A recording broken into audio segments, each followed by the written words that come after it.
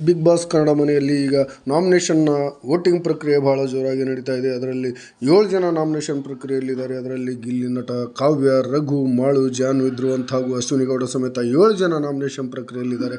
ಈ 3 ದಿನದಿಂದ ಒಂದು ಒಳ್ಳೆ ಟ್ರೆಂಡ್ ನಡೀತಾ ಇದೆ. ಅದೇನು ಟ್ರೆಂಡ್ ಅಂದರೆ ಗಿಲ್ಲಿ ಅವರು ಟಾಪಲ್ಲಿ ಇರ್ತಾ ಇದ್ದಾರೆ ಈ ನಾಮಿನೇಷನಲ್ಲಿ. ಯಾವಾಗಲೂ ವೋಟಿಂಗ್ ಅಂತ ಬಂದಾಗ, ನಾಮಿನೇಷನ್ ಅಂತ ಬಂದಾಗ ಗಿಲ್ಲಿ ಅವರೇ ಟಾಪ್ ಇರ್ತಾರೆ. ಈ ಸೀಸನ್ನ ಗೆಲ್ಲುವ ಕುದುರೆ ಅಂತ ಹೇಳಿದರೆ ಅದು ಗಿಲ್ಲಿ ಅಂತಲೇ ಹೇಳ್ಬೋದು. ಬಿಟ್ಟರೆ ಕೊನೆಯ ಸ್ಥಾನದಲ್ಲಿರುವಂಥದ್ದು ಅಶ್ವಿನಿ ಗೌಡ. ಕೇವಲ 3% ಮತಗಳನ್ನು ತೆಗೆದುಕೊಂಡು ಬಾಟಮ್ನಲ್ಲಿದ್ದಾರೆ ಅಂತಲೇ ಹೇಳ್ಬೋದು.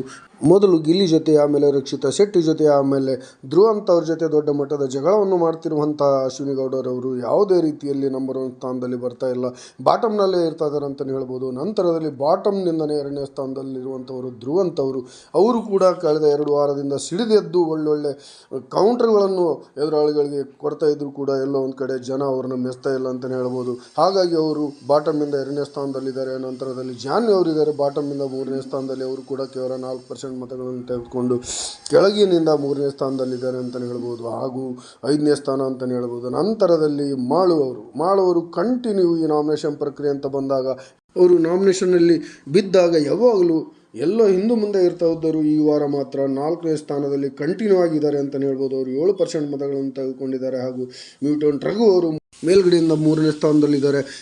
ಮೊನ್ನೆ ಅವರು ಕಾವ್ಯ ಅವ್ರನ್ನ ಹಿಂದೆ ಹಾಕಿ 2ನೇ ಸ್ಥಾನದಲ್ಲಿದ್ದರು. ಆದರೆ ಕಾವ್ಯ ಅವರು ರಘು ಅವ್ರನ್ನ ಹಿಂದೆ ಹಾಕಿಬಿಟ್ಟು ಇವತ್ತು 2ನೇ ಸ್ಥಾನದಲ್ಲಿ ಬಂದು ಕೂತಿದ್ದಾರೆ ಕಾವ್ಯ ಅಂತಲೇ ಹೇಳ್ಬೋದು. ಹಾಗೂ ರಘು ಕಾವ್ಯಗಳಿಗೆ ಜಾಗವನ್ನು ಬಿಟ್ಟುಕೊಟ್ಟು 3ನೇ ಸ್ಥಾನಕ್ಕೆ ಕುಸ್ತು ಕೂತಿದ್ದಾರೆ ಅಂತಲೇ ಹೇಳ್ಬೋದು.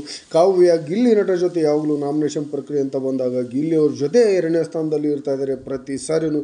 ಇದು ನಡೆದು ಬರುತ್ತಿರುವಂಥ ಟ್ರೆಂಡ್. ಹಾಗೂ ಟಾಪಲ್ಲಿರುವಂಥವರು ಗಿಲ್ಲಿ ನಟರವರು. ಅವರು 9.6K ಮತಗಳನ್ನು ತೆಗೆದುಕೊಂಡು 61% ಮತಗಳನ್ನು ತೆಗೆದುಕೊಂಡು ಟಾಪಲ್ಲಿದ್ದಾರೆ ಅಂತಲೇ ಹೇಳ್ಬೋದು.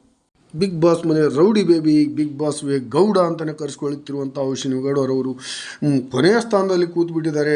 ಮೊನ್ನೆ ಎಲ್ಲೋ ಟಾಪ್ನಲ್ಲಿ ಬರ್ತಾಯಿದ್ರು, 3-4ನೇ ಸ್ಥಾನದಲ್ಲಿದ್ದರೂ ಕೂಡ ಇವತ್ತಿನವರೆಗೆ ಜನ ಅವ್ರನ್ನ ತಿರಸ್ಕಾರ ಮಾಡಿ ಕೆಳಗಡೆ ದೂಕಿದ್ದಾರೆ ಅಂತಲೇ ಹೇಳ್ಬೋದು. ಧ್ರುವಂತ್ ಅವರು ಕೂಡ ಕಳೆದ ವಾರ ಎಲ್ಲೋ ಹೆಚ್ಚು ಕಡಿಮೆ ಮೇಲ್ಗಡೆ ಇದ್ದಂಥವರು ಈಗ ಕೆಳಗಡೆಯಿಂದ 2ನೇ ಸ್ಥಾನ ಅಂದರೆ 6ನೇ ಸ್ಥಾನದಲ್ಲಿದ್ದಾರೆ ಅಂತಲೇ ಹೇಳ್ಬೋದು. ಜಾನ್ವಿ ಅವರು ಕೊನೆಯ ಸ್ಥಾನದಲ್ಲಿ ಇರ್ತಾಯಿದ್ರು ಯಾವಾಗಲೂ ಕೂಡ, ಆದರೆ ಇವತ್ತು 5ನೇ ಸ್ಥಾನದಲ್ಲಿ ಬಂದು ಕೂತಿದ್ದಾರೆ. ಅದು ಅತ್ಯುತ್ತಮ ನಿರ್ವಹಣೆ ಅಂತಲೇ ಹೇಳ್ಬೋದು.